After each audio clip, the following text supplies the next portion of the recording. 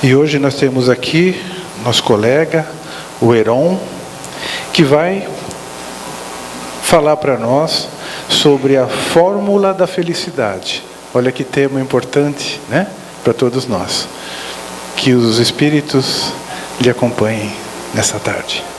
Boa noite a todos. Há um só pastor e um só rebanho. O pastor é aquela criancinha que nós vamos encontrar no colo de Maria há 2000 anos atrás, em frente ao templo de Jerusalém, quando ela batizava com o nome de Yeshua. Yeshua ben Yosef. Yeshua no hebraico significa Jesus, que significa Salvador. Jesus, filho de José. E nós, hoje e nesta Páscoa, estamos comemorando a sua passagem e principalmente a sua despedida. E nós, como fazemos de costume, pedimos a Ele as bênçãos. Hoje, eu gostaria de fazer o contrário, de nós entendermos o verdadeiro sentido da Páscoa e elevarmos a Ele o nosso pensamento numa promessa dos nossos corações, para que nós façamos esforços íntimos por nos melhorar e deixar que as nossas mentes e os nossos corações se unem, para que nós tenhamos Ele descrucificado ao nosso lado, tenhamos Ele como símbolo do ressurgimento, da ressurreição, e vamos prometer a Ele que vamos fazer esforços para ressurgir em nossos corações um homem novo, renovado, com mais amor no coração. Então vamos deixar esta onda de elevação dos nossos pensamentos e dos nossos corações, para que seja levado a Ele hoje, e não solicitado a Ele hoje, o nosso entendimento verdadeiro sobre o sentido da Páscoa. Ele, outra personagem, tinha de 4 para 5 anos e brincava no quintal da sua casa, uma criança triste, abandonada, sofrida, porque a mãe dele houvera deixado ele e mais 8 irmãos órfãos e tinha voltado à pátria espiritual. Mas esta criança sofrida recebia a visita da sua mãe biológica, que voltava do além-túmulo para aconselhá-lo, para indicar o caminho certo, para educá-lo e para dizer a ele palavras que calariam fundo em seu coração. A morta querida que vinha do além-túmulo falar com ele, dizia a ele: meu filho, seja educado, seja submisso às ordens daquela criatura que ficou incumbida de cuidá-lo e que maltratava. Mas mãe, ela está pedindo para mim beijar a ferida do meu irmão. Beija, meu filho, a ferida vai curar. No outro dia, ela voltava e dizia para ele: como está, meu filho? Beijou a ferida? Beijei. E o que aconteceu? A ferida curou. Então, meu filho, obedeça e não te esqueça jamais do que eu vou te dizer agora. Na vida, o importante é ser feliz. não esqueça, meu filho, que na vida é imprescindível ser feliz. Passou-se uns anos e ele foi para a escola, e na escola a tia, a professora, deu uma tarefa para os alunos, fazendo a seguinte questão: o que você quer ser na vida? E ele respondeu: eu quero ser feliz. E a professora disse a ele: Chico, eu estou falando de Francisco Cândido Xavier, conhecido de todos vocês, conhecido de todos nós, o mais brasileiro de todos. Você não entendeu a tarefa. E o Chico respondeu no plural: e vocês não entenderam a vida. E esse homem vai voltar no final da nossa conversa para ajudar outra pessoa a desvendar a fórmula da felicidade. Existe uma fórmula da felicidade? Alguém aqui presente de sã consciência não procura felicidade? Mas é outra criatura que criou essa condição, que nos deu essa condição de passar para vocês na noite de hoje esta ideia e esta preleção. Esta criatura que foi muito mais no corpo físico sofrida do que o próprio Chico Xavier, que passou a vida dele doente. Ele tinha 15 anos de idade e era mineiro de Ituiutaba. Ele era evangélico e aos 15 anos, já apaixonado pela religião, diz que ele já fazia palestras na igreja que frequentava. Mas ele começou a se fazer perguntas que na igreja ele não achava resposta. Então ele procurou o centro espírita, procurou o espiritismo e se apaixonou por essa doutrina. E aos 17 anos ele já era frequentador da casa espírita e comandava grupos de jovens. Ele entendeu os princípios dessa doutrina maravilhosa que está nas nossas mãos, que nós estamos inseridos nela. Deus, os princípios básicos da doutrina espírita. Deus é a inteligência suprema, causa primária de todas as coisas. A razão diz isso para nós, mas emocionalmente, sentimentalmente, Deus é o nosso Pai querido e amado. Ele foi adiante e foi buscando as convicções a partir dessas definições sobre a imortalidade da alma, sobre a reencarnação, sobre a lei de causa e efeito. Tudo que nós fizemos, nós recebemos de volta. Sobre a moral do Cristo, que é o básico para a nossa moralização. Sobre a comunicabilidade dos espíritos, que o Chico Xavier vai dizer que quem ouve a voz dos imortais não esquece jamais. E sobre a pluralidade dos mundos habitados, quando Jesus falava-nos lá, há 2000 anos, há muitas moradas na casa do meu Pai. Ele se apaixonou por tudo isso. E um dia, de 17 para 18 anos, ele estava frequentando uma palestra pública e sentado nos últimos bancos, quando o preletor falou para o dirigente: eu tenho um recado para alguém que está aqui presente. Uma plateia de 200 e poucas pessoas, e ele estava sentado lá no fim.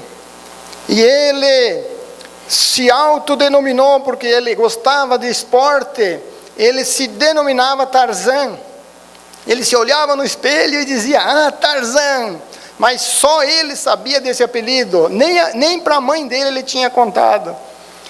E o dirigente autorizou, e o preletor disse, eu posso dar o recado? Pode.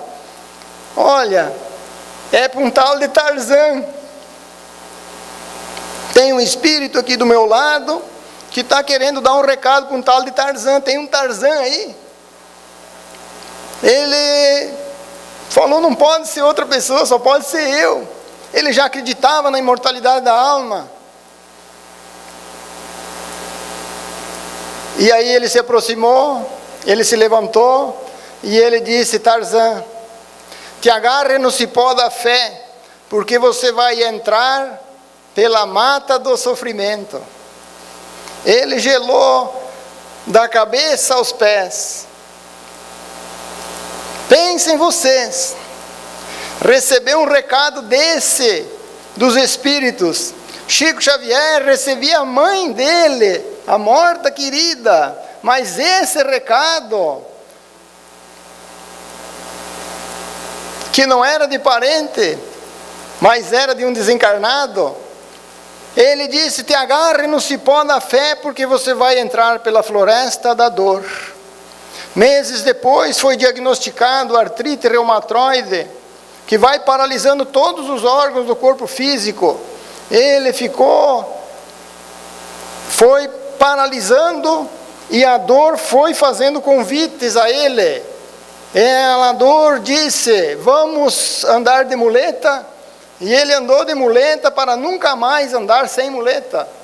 Mais adiante, mais uns meses, a dor fez um convite, vamos sentar, e ele sentou para nunca mais levantar.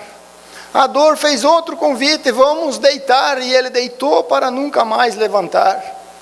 Esse é o modelo de felicidade que nós vamos nos apoiar hoje para trazer a fórmula da felicidade. Aí vocês vão dizer, mas um desgraçado desse tem tudo para ser infeliz. Tem mais. Dizem que por um erro médico, uns anos depois, ele ficou cego. E ele foi considerado pela mídia como o gigante deitado. Jerônimo Mendonça, esse mineirinho de Ituiutaba, fazia palestras e arrebatava multidões para ver aquela criatura falar da felicidade, falar da alegria de viver, numa cama ortopédica, sem poder andar, carregado. Então ele traz essa ideia para nós, que vai fechar com a revelação do Chico, essa grande alma, que nunca na história do mundo as esferas superiores estiveram tão próximas da terra com esse apóstolo de Uberaba. Esses dois mineirinhos é que nós vamos nos apoiar para construir esta fórmula. E como não poderia ser diferente, Jerônimo vai falar que a felicidade, ela está contida nas virtudes e nos defeitos. A felicidade está onde eu a ponho. Infelizmente eu não a ponho aonde eu estou. Ele vai dizer que é muito difícil de encontrar a felicidade dentro de nós, e é impossível de encontrar fora de nós. Então nós vamos analisar por esse ponto. No livro Céu e Inferno tem um item que Allan Kardec traz para nós sobre o Código Penal da vida futura, e ele resume em 3 pontos. Ele vai dizer que o sofrimento nosso é inerente à imperfeição. A infelicidade nossa é inerente à imperfeição que eu carrego dentro de mim. E ele segue nesse resumo, no segundo item, dizendo que a imperfeição traz consigo o castigo. A imperfeição moral que eu trago dentro de mim traz junto com ela a infelicidade. E aí ele arremata no terceiro item dizendo que como eu tenho livre-arbítrio de construir, destruir dentro de mim e construir, eu tenho o poder de fazer com que isto mude e que eu passe então a gozar desse estado de felicidade íntima. E Jerônimo vai colocar para nós então essa construção interior e individual que todos nós devemos fazer os esforços, e ele faz uma menção e faz uma comparação com um edifício de 7 andares. Esse edifício de 7 andares, o primeiro andar, o básico, o jardim da infância, aquela hora em que nós colocamos a mochilinha nas costas e vamos para o jardim da infância, é a fraternidade. Como que nós vamos querer ser felizes se nós não somos fraternos?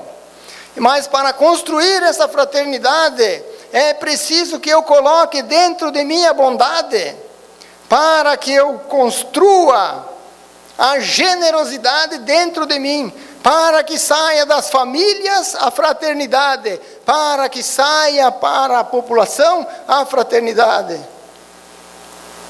E Jesus vai falar, por intermédio de Humberto de Campos, no livro Brasil, Coração do Mundo, Pátria do Evangelho, que o evangelho dele seria transplantado da Palestina para o Brasil. E ele se refere a nós outros que somos brasileiros e que temos o Chico Xavier como nosso líder, uma criatura fraterna, bondosa, querida e amiga.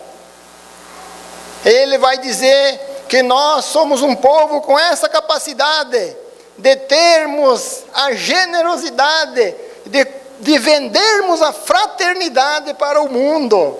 O Brasil vai vender fraternidade no futuro, para que seja escrito no livro de ouro de todos os países. No futuro, o Brasil como sendo a nação que vai exemplificar essa fraternidade. É preciso que nós nos compenetremos de que nós precisamos ser fraternos para que isso aconteça. Para que isso aconteça na coletividade, é preciso haver a transformação na individualidade. Fraternidade, então, é aquele básico, aquele primeiro andar do edifício de 7 andares, que Jerônimo vai dizer que nós temos que subir pela escada. Não tem elevador e não pode ser chegado de helicóptero. Ele diz que essa é a sequência. Esta é a sequência para nós construirmos essa felicidade, essa alegria íntima dentro de nós. O segundo andar. Já construímos algo de bom na fraternidade. Tem um videozinho que gira por aí chamado Ubuntu. Um professor lá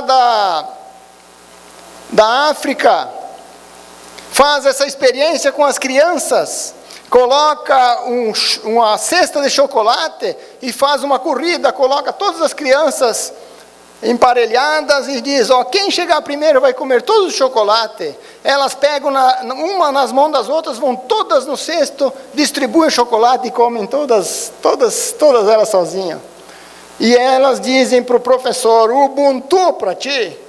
Ubuntu significa, eu sou eu porque nós somos nós.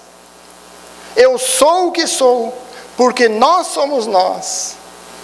Então é hora de nós mudarmos o eu, viajarmos do eu para o nós. Mas esta viagem proposta por Jerônimo Mendonça é interior, é uma construção íntima, é uma construção interior, é uma obra dentro de nós.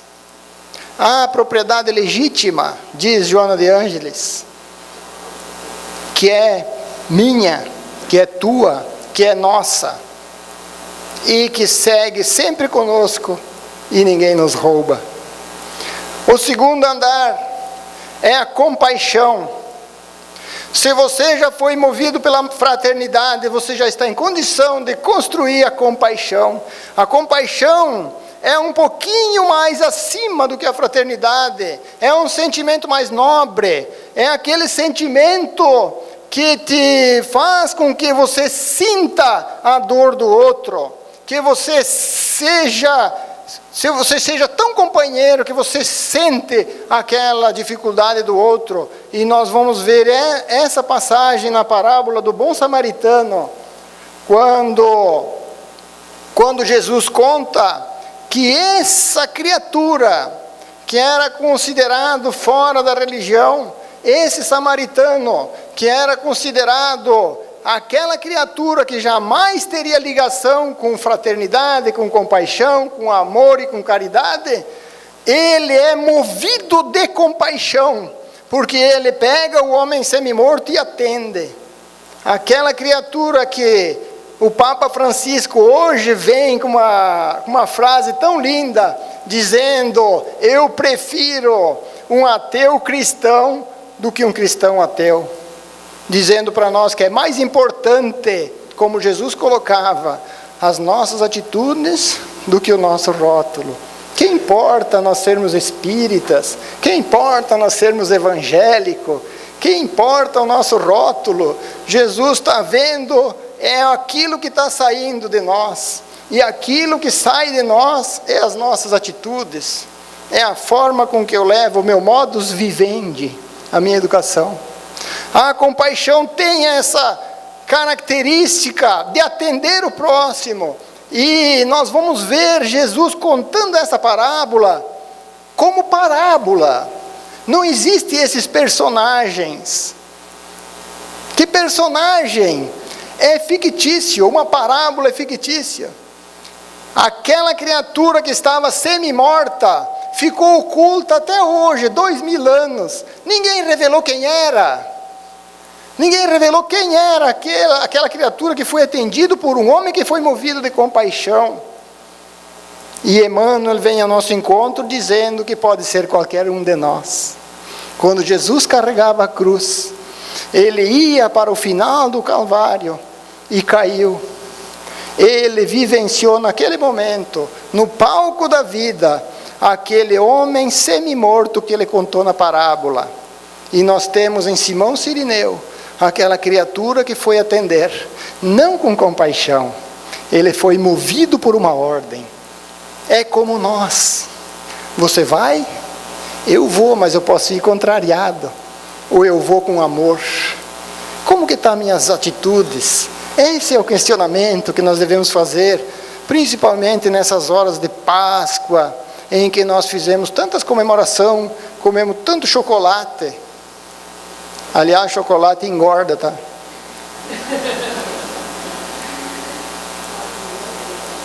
O japonês inventou a fórmula da felicidade só para as mulheres.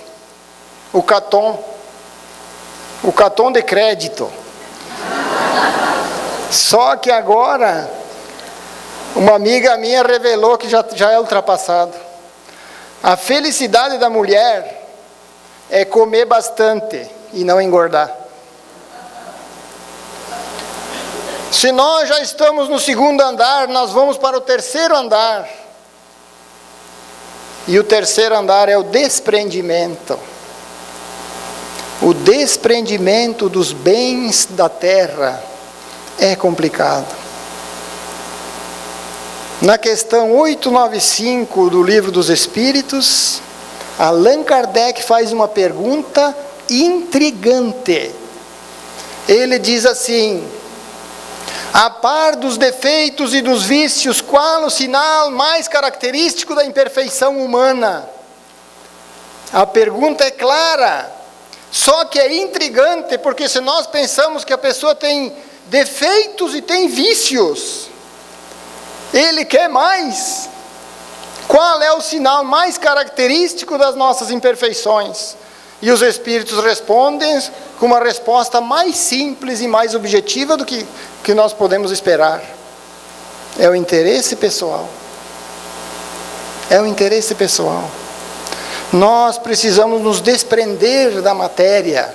Acreditem, Jesus faz um trabalho de desmaterialização. Porque se Allan Kardec traz a noção de que nós somos espíritos e de uma família universal, nós não somos da terra. Por que nós se apegamos tanto aos bens da terra? Por que nós somos tão arraigados aos bens da terra? E antes que Jesus autoriza a vinda do Consolador, que seria essa doutrina que Allan Kardec codifica para nós, ele tem uma conversa com o João, e o João revela para ele que naquela época os evangelhos e a mensagem de Jesus que ele tinha deixado na terra estava sendo conspurcada. E João diz assim para ele: quando eles leem os textos da tua biografia que nós deixamos lá na terra, porque Jesus não é dono do evangelho, o evangelho é de Deus. Jesus tinha o evangelho nele, a mensagem dele era um evangelho, mas o evangelho não é de Deus, é de Jesus. Não é de Jesus, é de Deus.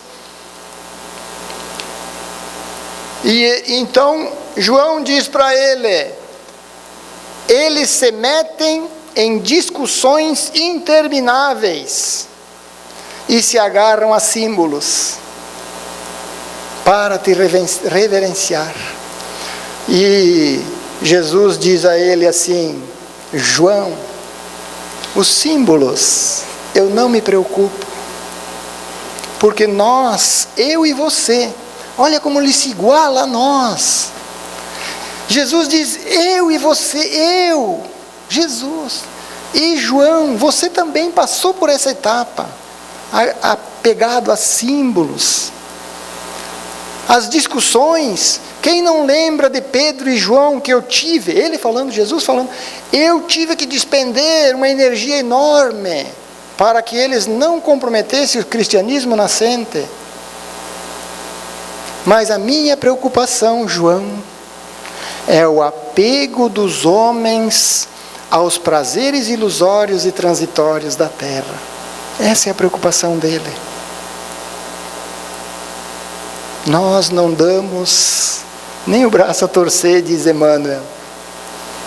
Tem algum advogado aí? Na outra. Aí, teve um corajoso ali. Na outra exposição que eu fiz, eu pedi assim: tem um advogado aí na plateia? Ninguém se manifestou. Eu não me fraguei, falei: você mesmo, né? Jesus não teve advogado, por que eu vou querer advogado? Mas depois que eu saí, um desencarnado me assoprou no ouvido. Falou: tinha uns 10. Só que ninguém teve coragem de se manifestar por causa do Tarzan.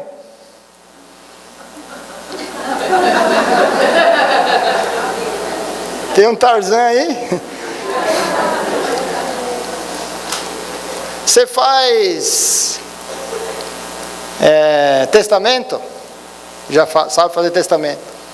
Quando o cara diz assim,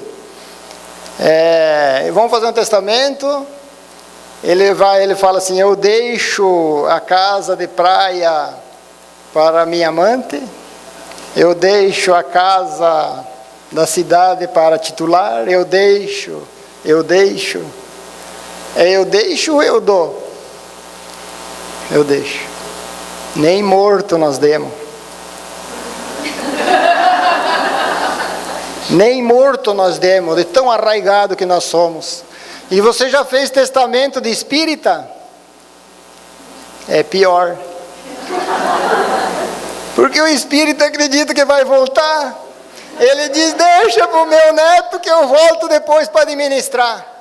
Arraigado. Mas nesses 3 andares que nós falamos até agora, se nós construirmos um pouquinho desses 3 andares, diz Jerônimo Mendonça, que nós vamos para o 4º andar, e o 4º andar é a verdade. E a verdade, nós precisamos defender uma tese. Porque nós precisamos da verdade, porque nos 3 primeiros andares, se nós nos desligamos da terra, se nós confiarmos nessa verdade, nós vamos nos ligar ao céu. E aí nós vamos construir a felicidade sólida dentro de nós. Que é a verdade. Jesus, quando fez a menção de que ele iria trazer ao mundo a sua mensagem, ele se encontra, antes de convidar os 12 homens mais simples e humildes do lago de Genesaré, ele tem uma conversa intrigante com um sacerdote chamado Hanã. Em frente ao templo de Jerusalém, ele conversa com Hanã. E Hanã diz assim para ele: Galileu, que fazes por aqui? Passo por Jerusalém para a fundação do reino de Deus. Mas o que é reino de Deus? Reino de Deus é a obra divina no coração do homem. Obra divina no coração, em tuas mãos.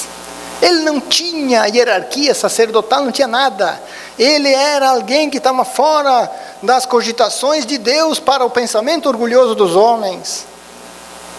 Quem são os teus apaniguados, os teus seguidores?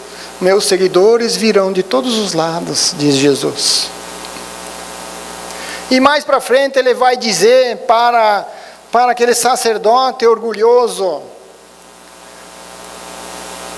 que o trabalho dele, que a obra divina seria nos nossos sentimentos, que a obra divina seria nos nossos corações, e que não existia mármore, não existia estátua mais preciosa, mais formosa, mais linda do que o sentimento, e não há cinzel superior à boa vontade.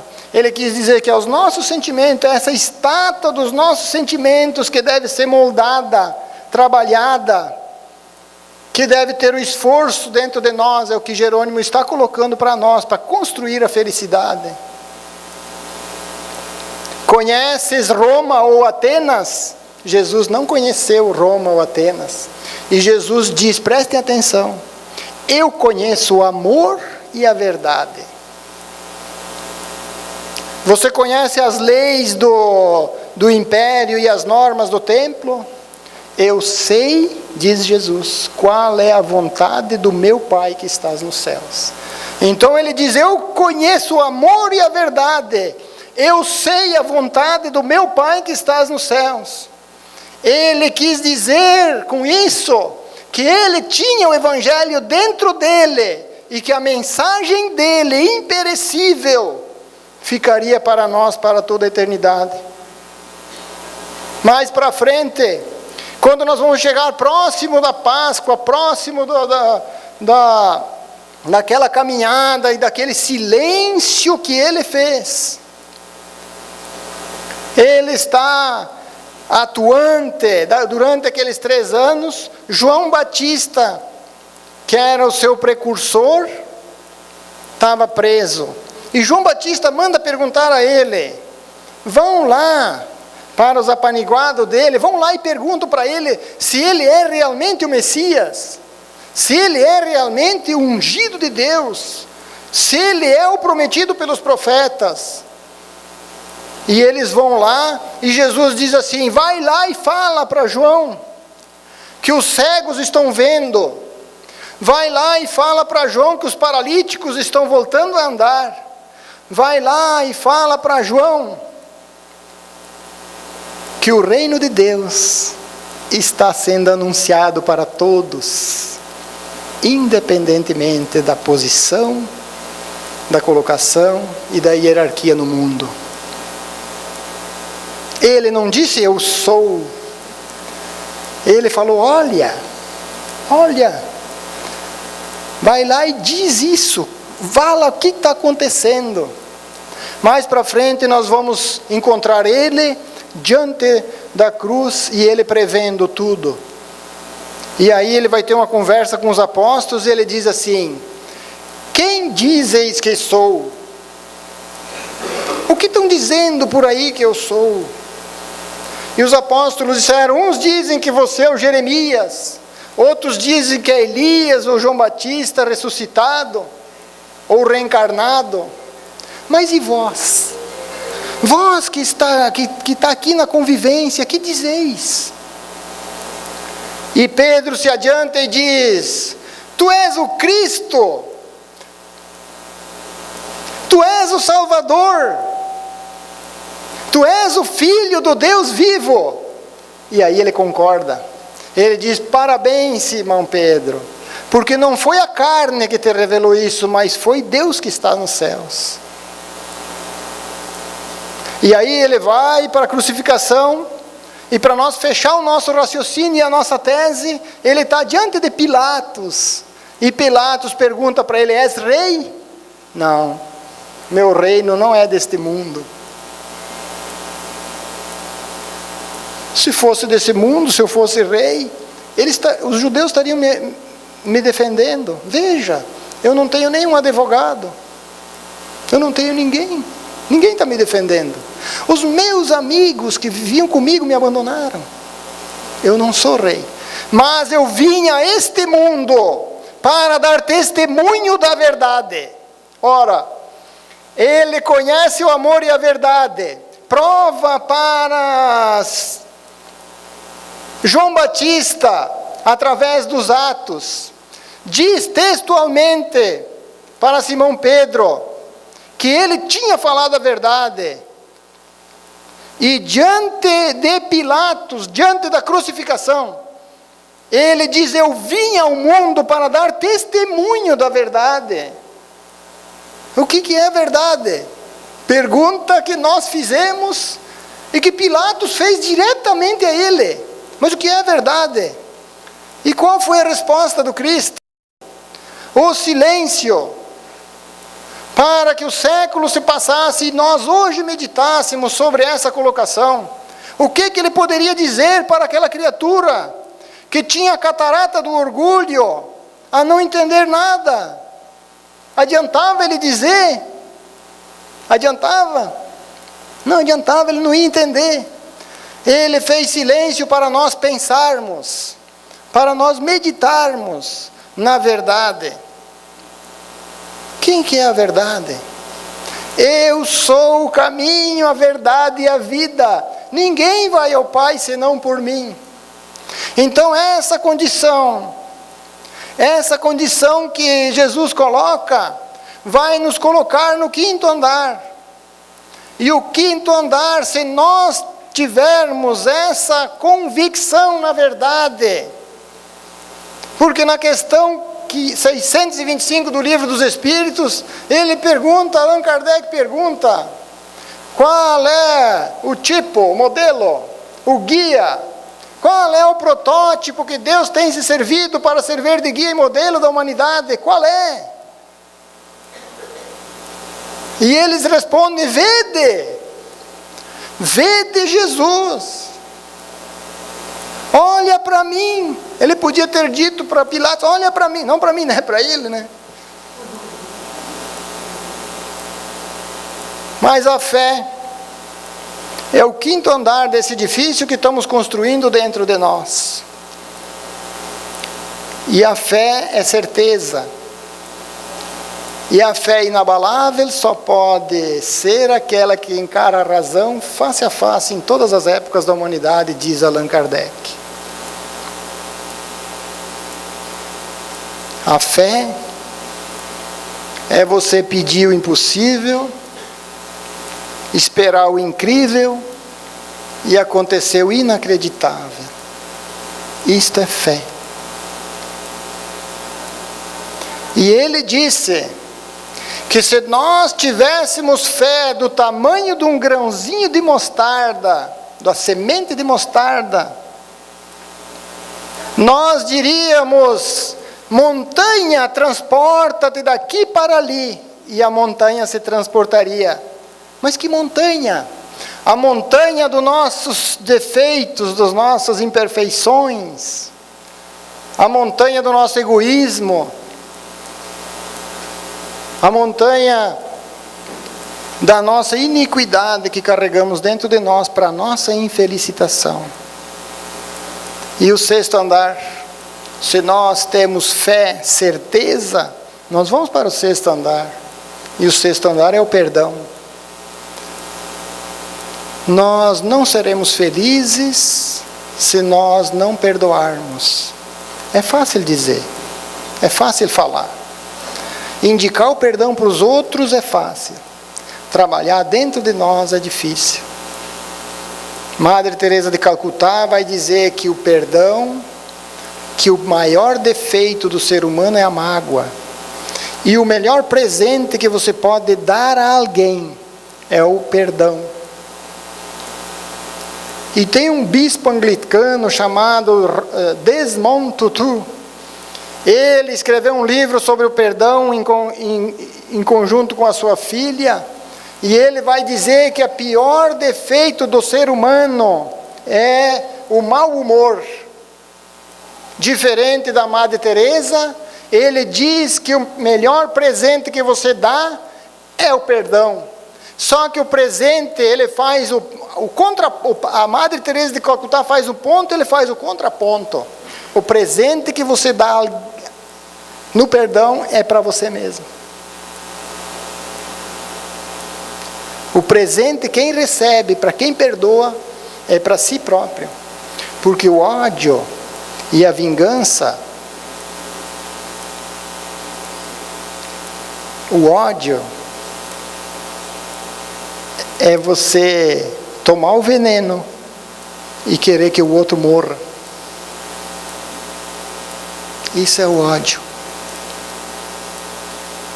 Então, meus amigos, Jesus pediu para nós perdoar sempre, 70 vezes, 7 vezes.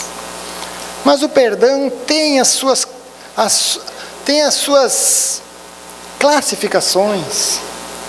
Quem não lembra daquele crime hediondo de Daniela Pérez, quando ela foi tomada de uma vontade de se vingar muito grande, ela foi no Chico Xavier. E o Chico Xavier, com aquele amor todo no coração, olhou para ela e ela pediu para o Chico: Chico, me orienta, eu estou desorientada, o que eu faço? E o Chico disse assim: a saída para tudo é o perdão, mas eu não vou pedir para você perdoar, porque você não está em condição de perdoar. Mas eu vou te pedir para você ir lá na cadeia e pedir para aqueles homens não linchar aquela criatura, que o linchamento é muito feio. Isso você está em condição de fazer.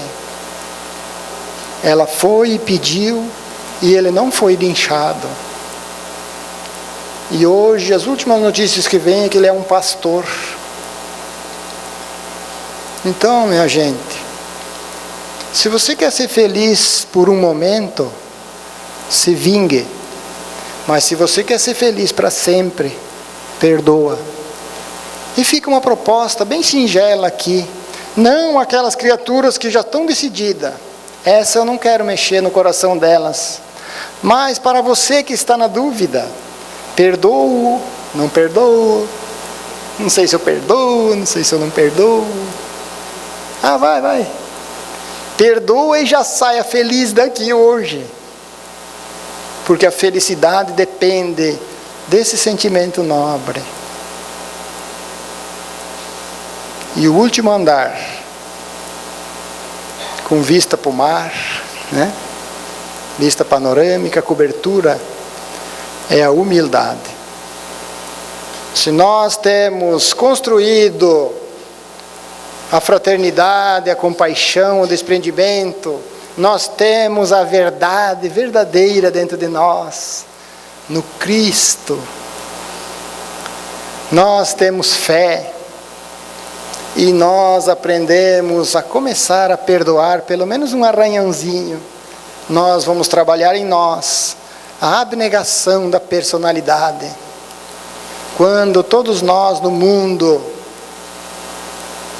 vamos atrás das conquistas e das glórias, fazendo curso de oratória, Jesus nos propõe um curso de escutatória. Façamos silêncio, para que o mundo não veja as nossas boas obras. Chico Xavier era humilde. Você, Chico, essa grandeza toda, que foi entregando carta dos mortos. E no final se transformou na carta viva de Jesus, no Evangelho vivido, sentido e vivido por essa criatura humilde. Quem é você, Chico? Eu sou um cisco. Eu sou um cisco.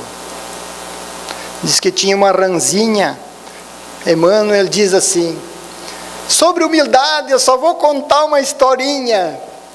Ele diz que tinha uma ranzinha que queria atravessar um rio e não tinha coragem de atravessar o rio. Ela convocou 2 gansos e fez uma proposta para os gansos: olha, eu vou colocar um graveto no pescoço e vou me pendurar no graveto e vocês me atravessam esse rio que eu não consigo atravessar nada. Ela colocou o graveto e se agarrou com a boca no graveto e saiu os 2 gansos voando e a ranzinha pendurada e atravessaram, foram lá no outro lado. Tinha uma reunião, uma festa, bastante gente reunida, né?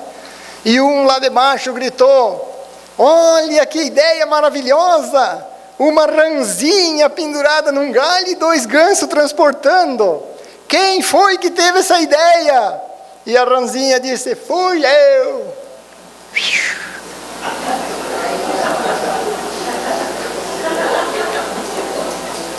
Se nós tivermos esse edifício construindo dentro de nós, diz um ditado chinês que se você quer ser feliz por 1 hora, vá dormir.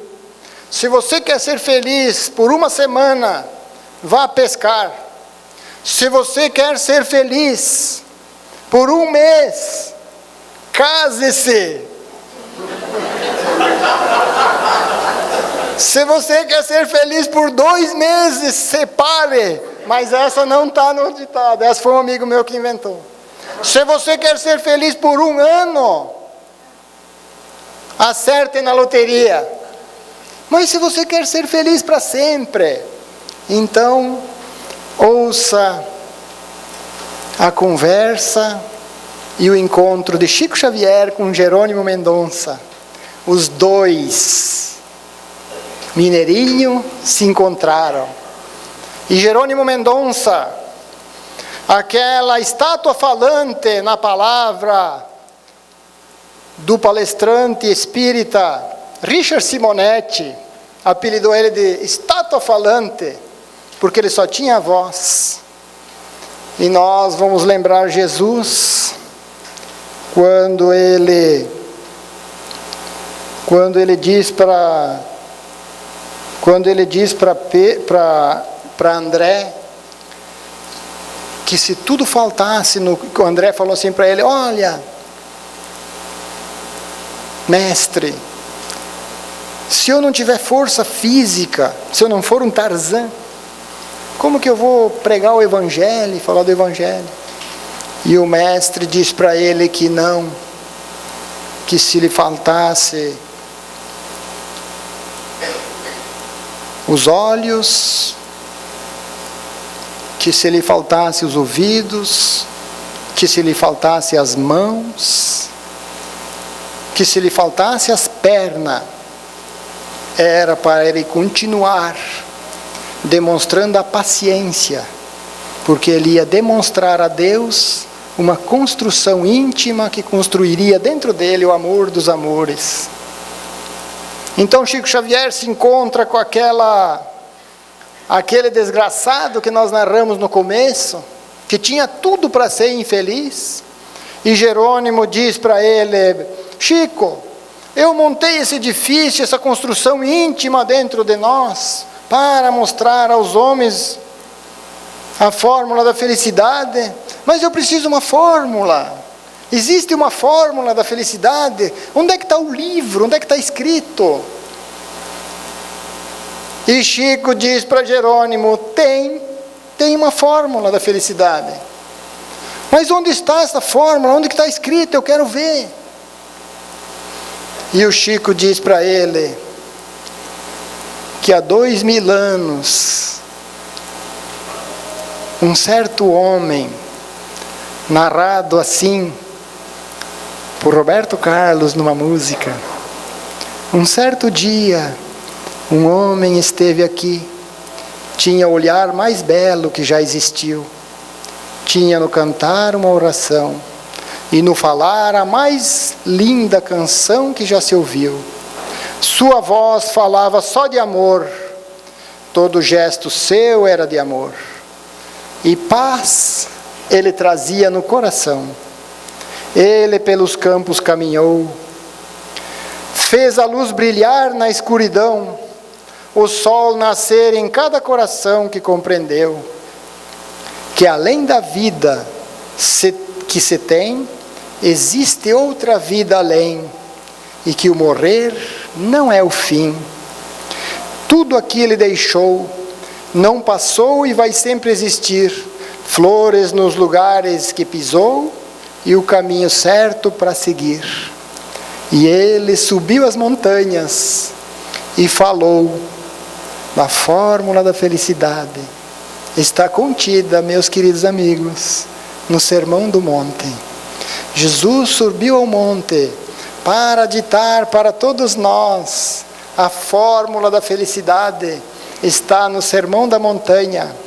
Ele subiu ao monte, acima das criaturas humanas, pairando para todos nós como um ser superior, e disse: bem-aventurados os mansos, são os fraternos, são aquelas criaturas que têm bondade no coração, são as criaturas que têm fraternidade dentro de si.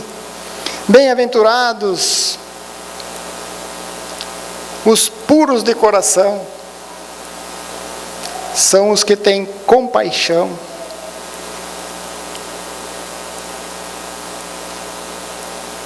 Bem-aventurados os misericordiosos, são os desprendidos. Naquele momento em que o samaritano atende aquele semi-morto, ele foi movido de compaixão, mas na sequência, ele atende o semi-morto. Ele sai do cavalo, tira, levanta aquele homem, coloca no cavalo, leva até a hospedaria e diz ao hospedeiro: se tiver alguma despesa eu pago, mas atende este meu irmão, mostrando para nós que o trabalho deve continuar, porque nós devemos ser desprendidos da matéria. Bem-aventurados aqueles que têm a verdade, que têm sede e fome de justiça. Essas criaturas têm a certeza de Jesus. Ter fome e sede de justiça não é querer fazer justiça com as próprias mãos, é ser feliz por um poder maior que vai atender às nossas reivindicações, uma lei superior que comanda tudo e a todos. Ter certeza na verdade, ter sede e fome de justiça, é saber da verdade e saber usá-la. Bem-aventurados os pacificadores, são aquelas pessoas que levam a paz e que estão em paz. Gandhi vai dizer para nós que se todos os escritos da terra se perdessem e sobrasse o Sermão da Montanha, nada estaria perdido. Ele era o pacificador pacífico.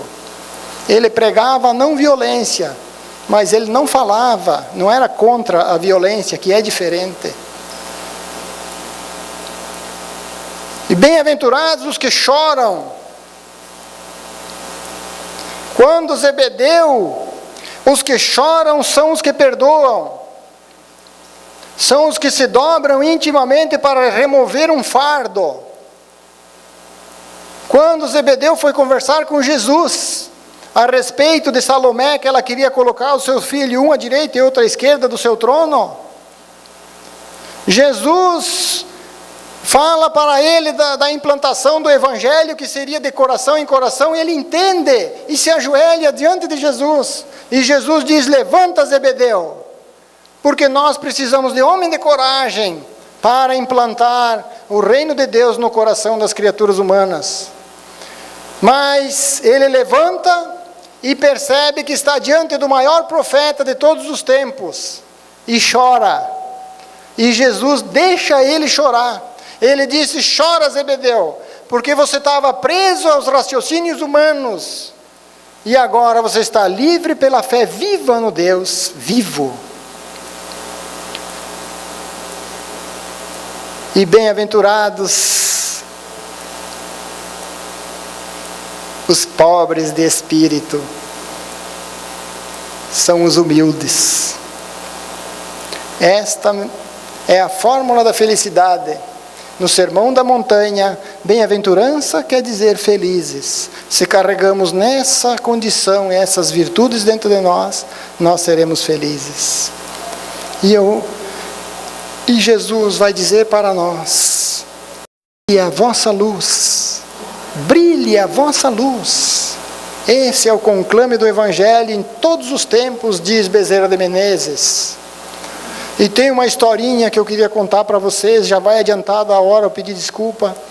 Tem uma placa na frente do centro espírita, no plano espiritual, não no plano físico, no plano extrafísico, que nós sabemos que existem os encarnados e os desencarnados. Tem uma placa com o seguinte dizer: se você está com sede, nós temos a água mais pura. Se você está com fome, nós temos a sopa mais gostosa. Mas se você veio buscar a paz, nós temos o jardim mais florido. O espírito entrou desencarnado e foi na mesa mediúnica e disse: eu li a placa e entrei curioso. Tive sede e me deram água, a água fluidificada, gostosa. Tive fome e me deram a sopa, mas o jardim eu não encontrei.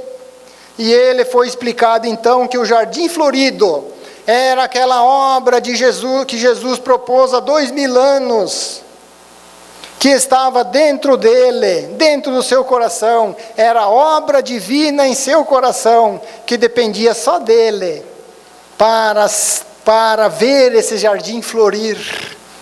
Não corra atrás das borboletas, cuide do seu próprio jardim, que elas virão até você.